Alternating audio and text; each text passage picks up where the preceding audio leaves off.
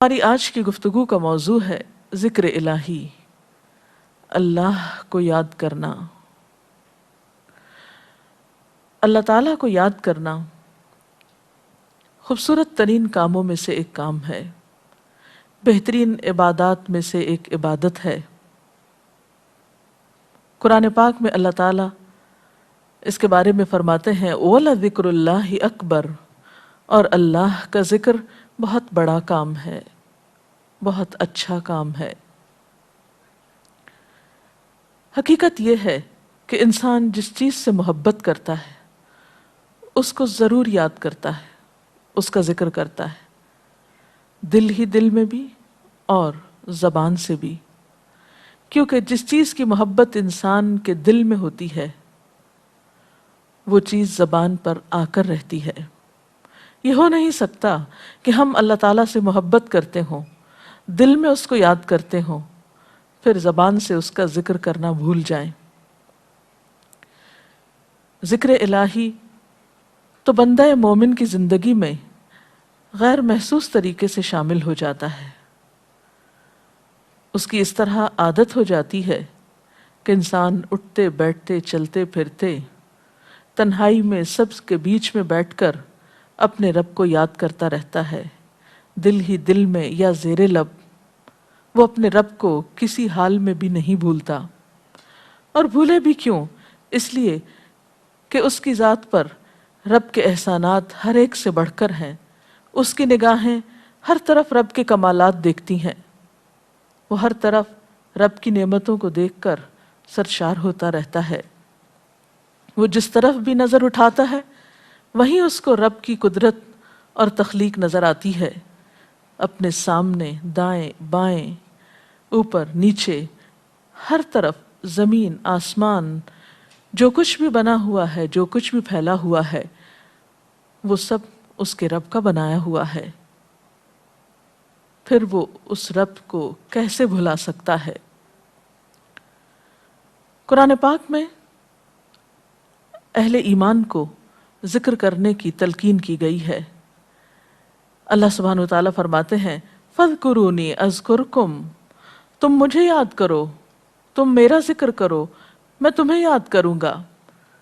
ایک اور جگہ پر فرمایا وَاذْكُرْ رَبَّكَ فِي نَفْسِكَ تَضَرُّعًا وَخِيفَةً وَدُونَ الْجَهْرِ مِنَ الْقَوْلِ بِالْغُدُوِّ وَالْآصَالِ وَلَا تَكُن مِّنَ الْغَافِلِينَ، اور اپنے پروردگار کو دل ہی دل میں عاجزی اور خوف کے ساتھ اور آہستہ آواز سے صبح و شام یاد کرتے رہو، اور دیکھنا غافل نہ ہونا، یعنی رب کی یاد سے کبھی بھی غفلت اختیار نہ کرنا۔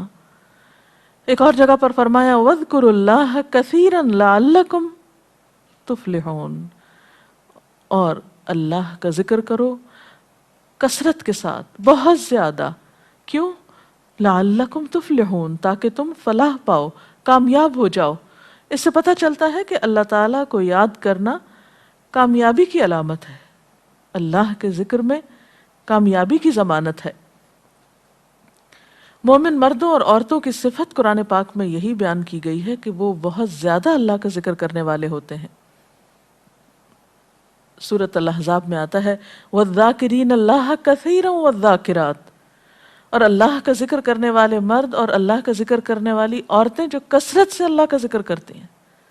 کثیراً اعد اللہ لہم مغفرۃ واجرا عظیما، اللہ نے ان کے لیے بخشش اور بہت بڑے اجر کا وعدہ کر رکھا ہے۔ اور پھر یہ کہ ذکر کرنے کے لیے کوئی خاص وقت مقرر نہیں، انسان ہر حال میں ذکر کر سکتا ہے، ہر وقت میں ذکر کر سکتا ہے۔ نبی صلی اللہ علیہ وسلم کے بارے میں آتا ہے کان یذکر اللہ فی کل احیانہ، آپ ہر وقت میں، یعنی ہر قسم کے وقت میں، یعنی دن میں یا رات میں، صبح میں یا شام میں اللہ کا ذکر کیا کرتے تھے۔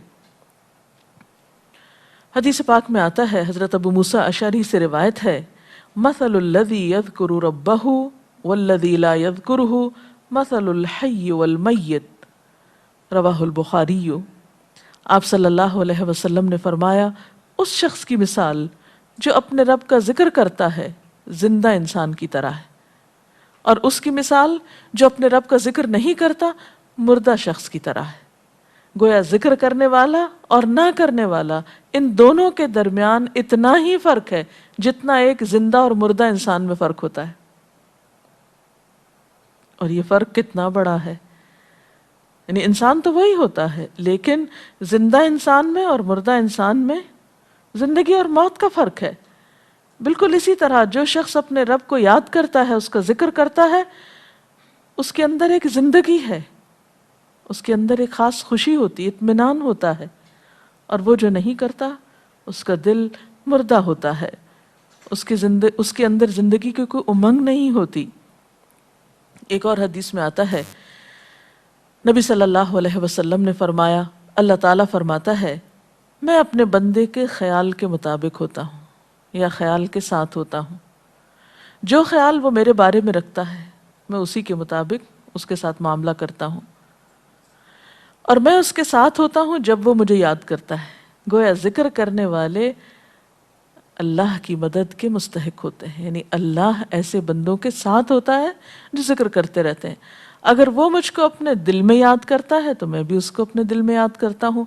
اور اگر وہ مجھے کسی جماعت میں بیٹھ کے یعنی کسی گروپ میں یعنی کہ پبلک میں بیٹھ کے یاد کرتا ہے تو میں اس کو اس سے بہتر جماعت میں یاد کرتا ہوں، یعنی فرشتوں کی جماعت میں یاد کرتا ہوں. تو گویا فَاذْكُرُونِی أَذْكُرْكُمْ، تم مجھے یاد رکھو میں تمہیں یاد رکھوں گا. تو جو شخص بھی یہ چاہتا ہو کہ اللہ تعالیٰ اس کو یاد رکھے، اس کی مشکل میں اس کی مدد کرے، تو اس کے لیے کیا ضروری ہے کہ پھر وہ ذکر کرتا رہے. اور ذکر تمام عبادات کو خوبصورت بناتا ہے. مثلا روزہ رکھنا ایک عبادت ہے، لیکن جس روزے میں ذکر الہی ہو اس کا اجر و ثواب کئی گنا بڑھ جائے گا. حج ایک عبادت ہے بذات خود، حج کا سفر ایک عبادت ہے، لیکن اس سفر میں انسان اگر ذکر الہی کرتا رہے تو اسی حج کا ثواب کئی گنا بڑھ جائے گا. اور نماز تو سراسر ہے ہی اللہ کی یاد کا نام. اقم الصلاۃ لذکری، نماز قائم کرو میری یاد کے لیے. اللہ کے ذکر کا بہترین طریقہ ہے. ایک اور موقع پر آپ صلی اللہ علیہ وسلم سے جب یہ پوچھا گیا کہ سب سے اچھی نماز کس کی، سب سے اچھا روزہ کس کا، سب سے اچھا حج کس کا، سب سے اچھا مجاہد کون، تو آپ صلی اللہ علیہ وسلم نے ہر بار یہی جواب دیا کہ جو اپنے ان کاموں میں ذکر الہی کثرت کے ساتھ کرے. اور ذکر کرنے والے ہر میدان میں آگے نکل جاتے ہیں. حدیث پاک میں آتا ہے نبی صلی اللہ علیہ وسلم نے فرمایا مفردون سبقت لے گئے. لوگوں نے پوچھا کہ یہ مفردون کون ہیں؟ فرمایا وہ مرد جو کثرت کے ساتھ اللہ کا ذکر کرتے ہیں اور وہ عورتیں جو کثرت کے ساتھ اللہ کو یاد کرتی ہیں. اور یہاں آپ نوٹ کر رہے ہیں خاص طور پر مردوں کے ساتھ ساتھ عورتوں کا ذکر بھی ملتا ہے. حضرت عبداللہ بن بصر فرماتے ہیں کہ ایک شخص نے عرض کیا یا رسول اللہ صلی اللہ علیہ وسلم، بے شک اسلام کے احکام مجھ پر بہت ہیں، یعنی ذمہ داریاں بہت ہیں، کرنے کے کام بہت ہیں. آپ مجھے کوئی ایسی بات بتائیں جسے میں اپنے لیے لازم کر لوں، یعنی میرے لیے آسان ہو اور میں پابندی سے کر سکوں. تو آپ صلی اللہ علیہ وسلم نے فرمایا لا یزال لسانک رطبا من ذکر اللہ، کہ ایک چیز پابندی سے پکڑ لو، اور وہ کیا کہ تیری زبان ہمیشہ اللہ کے ذکر سے تر رہے، ہر دم اللہ کو یاد کرتے رہو. اور یہ حقیقت ہے کہ انسان کوئی بھی کام کر رہا ہو، مثلا خواتین کھانا پکا رہی ہیں، گھر صاف کر رہی ہیں، واک کر رہی ہیں، کوئی بھی کام کر رہی ہیں اس طرح کا، تو اس میں ساتھ ساتھ اللہ کی یاد کرتی رہیں. سبحان اللہ، الحمدللہ، اللہ اکبر، استغفر اللہ، لا الہ الا اللہ، ان اذکار کا ورد کرتے رہیں، تو اس میں کام بھی ہوتا رہے گا اور اس کے ساتھ ساتھ اللہ کی یاد بھی ہوتی رہے گی. خصوصی طور پر دو کلمات ایسے ہیں جن کے بارے میں بہترین اجر کی خوشخبری سنائی گئی. آپ صلی اللہ علیہ وسلم نے فرمایا کلمتان، دو کلمات ایسے ہیں خفیفتان علی اللسان، جو زبان پہ بہت ہلکے ہیں، یعنی پڑھنے میں کچھ مشکل نہیں، ثقیلتان فی المیزان، میزان میں بہت بھاری ہیں، حبیبتان الی الرحمن، رحمان کو بہت محبوب ہیں. اور وہ کیا ہیں؟ سبحان اللہ و بحمدہ، سبحان اللہ العظیم. چلتے پھرتے، اٹھتے بیٹھتے، کام کاج کرتے تسبیح پڑھتے رہنا، ذکر کرتے رہنا، انسان کے دل کو جہاں اطمینان بخشتا ہے وہاں اس کے کام کو آسان بھی کر دیتا ہے اور اللہ کی مدد بھی ساتھ ہوتی ہے۔ اور قرآن پاک میں ایسے لوگوں کے لیے خوشخبری ہے، الا بذکر اللہ تطمئن القلوب، سنو اللہ کے ذکر سے دلوں کو اطمینان ہوتا ہے۔ اور ویسے بھی میزان میں بہت بھاری نیکی ہے۔ ایک حدیث میں آتا ہے کہ رسول اللہ صلی اللہ علیہ وسلم نے لوگوں سے پوچھا، کیا میں تمہیں نہ بتاؤں کہ تمہارے اعمال میں سب سے اچھا عمل، سب سے پاکیزہ اور تمہارے درجات کو سب سے زیادہ بڑھانے والا، اور جو تمہارے لیے سونے چاندی کے خرچ کرنے سے زیادہ بہتر ہو، اور اس سے بھی بہتر ہو کہ تم اپنے دشمنوں سے ملو، ان کی گردنیں تم مارو اور وہ تمہاری گردنیں مارے، تو کیا ایسا عمل نہ تمہیں بتاؤں؟ صحابہ نے عرض کیا، ضرور یا رسول اللہ صلی اللہ علیہ وسلم، ہمیں ایسا عمل بتائیے۔ تو آپ نے فرمایا، وہ اللہ کا ذکر ہے، یعنی تمام اعمال میں وہ سبقت لے جاتا ہے۔ اسی طرح ایک اور حدیث میں ہے، رسول اللہ صلی اللہ علیہ وسلم نے فرمایا کہ جب بھی کچھ لوگ بیٹھتے ہیں اور وہ اللہ کا ذکر کرتے ہیں، یعنی کسی مجلس میں اکٹھے ہو کر بیٹھتے ہیں، تو اللہ کی رحمت ان کو ڈھانپ لیتی ہے، ان پر سکینت نازل ہوتی ہے، اللہ تعالیٰ ان کا اپنے ہاں ذکر کرتے ہیں۔ گویا اکیلے بھی ذکر کیا جا سکتا ہے اور کسی مجلس میں اکٹھے بیٹھ کر بھی۔ پھر اسی طرح صبح و شام بھی، جیسا کہ قرآن پاک میں آتا ہے، وَسَبِّحْ بِحَمْدِ رَبِّكَ قَبْلَ طُلُوعِ الشَّمْسِ وَقَبْلَ غُرُوبِهَا، اپنے رب کی تسبیح بیان کرو سورج نکلنے سے پہلے اور اس کے غروب ہونے سے پہلے۔ ایک اور جگہ پر آتا ہے، وَسَبِّحْ بِحَمْدِ رَبِّكَ بِالْعَشِيِّ وَالْإِبْكَارِ، اپنے رب کی حمد و ثنا بیان کرو عشی کے وقت یعنی عصر کے وقت، والابکار اور صبح کے وقت۔ عشی کا لفظ جو ہے یہ زوال شمس سے غروب شمس کے درمیانی وقت کو کہتے ہیں۔ پھر اسی طرح انبیاء علیہ السلام کے بارے میں ہم دیکھتے ہیں، حضرت داؤد علیہ السلام بہت خوبصورت آواز سے، بہت خوبصورت انداز میں اللہ تعالیٰ کا ذکر کیا کرتے تھے۔ نبی صلی اللہ علیہ وسلم نے ایسے لوگوں کے بارے میں بہت خوشخبریاں دی ہیں، اور سب سے بڑی خوشخبری کیا ہے کہ خود اللہ تعالیٰ کا تقرب انسان کو حاصل ہوتا ہے، انسان کے گناہوں کا کفارہ ہوتا رہتا ہے۔ اور بعض اذکار جو بظاہر تو بہت معمولی نظر آتے ہیں لیکن ان کا اجر و ثواب اتنا ہے کہ انسان حیران ہوتا ہے کہ اتنے کم کلمات کے بدلے اتنا بڑا ثواب۔ جیسے نبی صلی اللہ علیہ وسلم نے فرمایا کہ الحمدللہ کہنا میزان کو بھر دیتا ہے۔ اب الحمدللہ دو لفظ ہیں، لیکن جو شخص دل سے اس کو ادا کرتا ہے، تملا المیزان، میزان بھر جاتا ہے اس سے۔ سبحان اللہ، الحمدللہ کے کلمات آسمانوں اور زمین کے درمیان کو پر کر دیتے ہیں، اتنا اجر و ثواب ہے ان چھوٹے چھوٹے کلمات کا بھی، لیکن اکثر شیطان ہمیں ان سے غافل رکھتا ہے۔ تو ضرورت اس بات کی ہے کہ ہم کثرت کے ساتھ اللہ کو یاد کرنے والے ہوں، تاکہ ہمارے دین و دنیا کے کام سنور جائیں اور آخرت میں اللہ کے محبوب اور مقرب بندوں میں ہمارا شمار ہو۔ اگر اس سلسلے میں آپ کے ذہن میں کوئی سوال ہے تو آپ کر سکتے ہیں۔ جی آپ پوچھیں۔ محترم ڈاکٹر صاحبہ، ہمیں آپ بتائیں گے کہ مسنون اذکار کی طرف ہمیں رہنمائی فرمائیے۔ بہت سی کتابیں ایسے ہیں جس میں نبی صلی اللہ علیہ وسلم سے ہر موقع کی مناسبت سے اذکار مذکور ہیں۔ مثلا آپ دیکھیے کہ آپ صلی اللہ علیہ وسلم جب نیند سے بیدار ہوتے تھے تو اس وقت اللہ تعالیٰ کے ذکر سے دن کا آغاز کرتے تھے۔ صبح کے وقت الحمدللہ الذی احیانا بعدما اماتنا والیہ النشور۔ پھر اسی طرح بستر سے اٹھنے کے بعد انسان اپنے قضاء حاجت کے لیے اگر واش روم میں جاتا ہے تو اس وقت بیت الخلاء میں داخل ہونے کے وقت کا ذکر ہے۔ پھر بیت الخلاء سے باہر آنے کے وقت نبی صلی اللہ علیہ وسلم جب تہجد کے وقت اٹھتے تھے تو وضو سے پہلے آسمان کی طرف نگاہ اٹھا کر سورۃ آل عمران کی آخری آیات پڑھا کرتے تھے۔ پھر اسی طرح سحری کے وقت خاص طور پر استغفار کا حکم ہے۔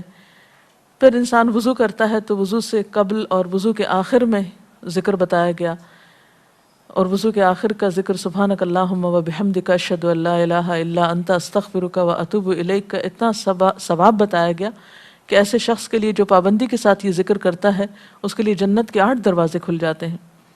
پھر اسی طرح جب انسان گھر سے نکلتا ہے، مسجد کی طرف جاتا ہے، مرد حضرات، تو گھر سے نکلنے کے وقت کی دعا ہے، پھر اسی طرح راستے میں پڑھنے کی، پھر مسجد میں داخل ہونے کی، پھر مسجد کے اندر، پھر مسجد سے باہر نکلتے وقت، پھر دوبارہ گھر آتے ہوئے بازار سے اگر گزرتا ہے تو اس وقت کا ذکر ہے، پھر گھر میں داخل ہونے کا ذکر ہے، پھر اگر کچھ کھا رہا ہے انسان تو بسم اللہ پڑھ کر کھانے کا آغاز کرتا ہے اور الحمدللہ کے ساتھ پھر اختتام کرتا ہے، پھر اسی طرح چھینک آنے پر ذکر ہے، پھر مرغا اگر آذان دیتا ہے تو اس وقت کا ذکر ہے، پھر مؤذن کی آذان سن کر انسان اس کو جواب دیتا ہے، اس کے بعد کا پھر ذکر ہے، پھر اسی طرح انسان کسی کے ساتھ جب معاملہ کرتا ہے، کہیں وعدہ کر رہا ہے تو اللہ کو یاد کرتا ہے انشاءاللہ کہہ کے، پھر اسی طرح کوئی اچھی چیز دیکھتا ہے ماشاءاللہ کہتا ہے، کہیں استغفر اللہ کہتا ہے۔ تو بندہ مومن کی زندگی کا کوئی مقام اور کوئی موقع ایسا نہیں جس کے بارے میں نبی صلی اللہ علیہ وسلم نے کوئی نہ کوئی خوبصورت انداز کا ذکر نہ سکھایا ہو۔ حتیٰ کہ انسان شام ہوتی ہے تو پھر صبح و شام کے اذکار ہیں، پھر اسی طرح ہر نماز کے بعد کے اذکار ہیں، تسبیحات ہیں، پھر بستر میں جاتے وقت کی دعا ہے، پھر اسی طرح اگر آپ کسی بیمار کی عیادت کرنے کے لیے گئے ہیں تو اس وقت کی دعا ہے، اگر کوئی بیمار ہو جاتا ہے تو اس کے اوپر پڑھی جانے والی دعائیں ہیں۔ یعنی کوئی بھی زندگی کا گوشہ ایسا نہیں جس میں ذکر الہی کی طرف ہمیں متوجہ نہ کیا گیا ہو۔ اور حقیقت یہ ہے کہ انسان جب اس دنیا سے رخصت ہوتا ہے اور اگر لا الہ الا اللہ پر اس کی موت آتی ہے تو انشاءاللہ اس کے لیے بشارت ہے جنت میں جانے کی، لیکن یہ اسی وقت ہو سکتا ہے جب ہم اپنے عام حالات میں ذکر کے عادی ہوں۔